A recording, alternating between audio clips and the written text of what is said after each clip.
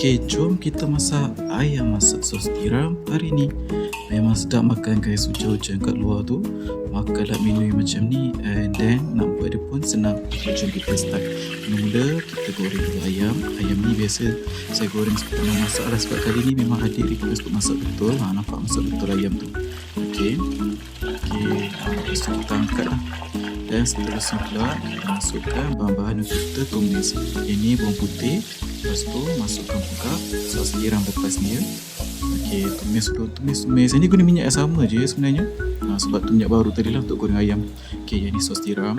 Lepas tu kita masukkan pula kicap manis.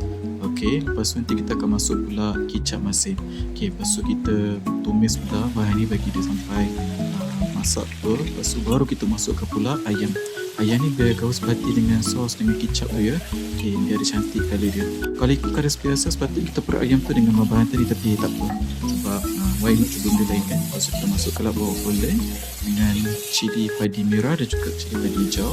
Gaul-gaul dan stage ni baru kita masukkan air dengan tepung jagung. Okey. Air dengan tepung jagung ni ikut, kalau nak lebih pekat lebihkanlah tepung jagung, tapi tak payah lebih-lebih sangat. Yang ni masukkan pula lada sula. Okey, yang ni bergantung, kalau suka lebih letaklah lebih, kalau tak apa. Itu tadi garam, lepas tu masukkan pula ajinomoto.